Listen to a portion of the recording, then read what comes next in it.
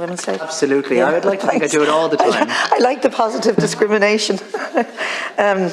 Is that a complaint? No, I said I like the positive discrimination. I'd love to see it happen all the time, not just on the 8th of March. Taoiseach, I was wondering about the discussions and the report on the policing service for our future and how that relates to evictions, since how evictions are going to be a big part of our future.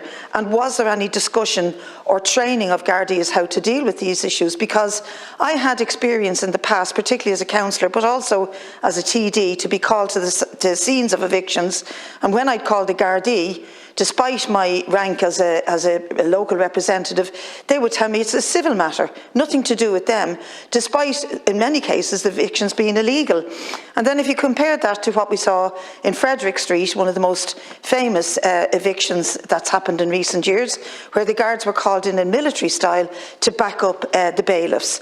My question here is that with the eviction ban lifted, will any aspect of the future of policing in the state seek to ensure that the Gardaí are not used like hired helps that the companies like Debenhams have used in the past, or indeed the scenes that we saw during the famine as illustrated in places like Skibbereen, where bailiffs were backed up by the local RIC? We don't want to return to that, and I really am genuinely asking you what training, advice, etc. is being given to Gardaí who will increasingly face the eviction scenes in their community.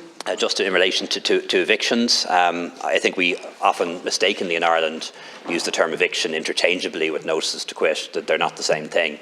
My understanding is that evictions can only happen in Ireland under a court order and therefore actually very rare. And I'm sure that Gardaí are adequately trained to deal with that matter.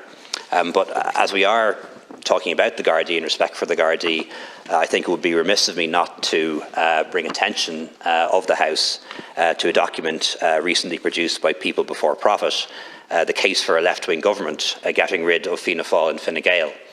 You can purchase it for €3 online, and you can even get a nice picture of me in the Taoiseach on the front cover of it.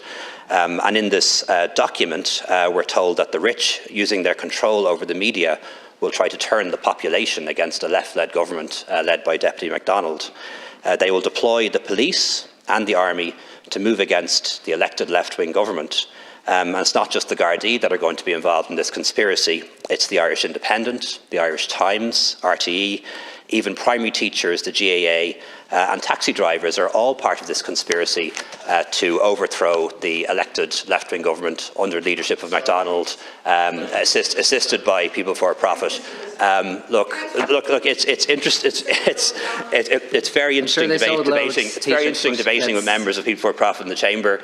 You're interesting people. You're passionate. I do actually enjoy listening to your questions, and you often raise pertinent issues that sometimes I haven't considered. But are you sure you're not a bit bonkers? Like, really? Like, do you really think there's going to be a conspiracy involving all those people to overthrow a left-wing government? Okay, members.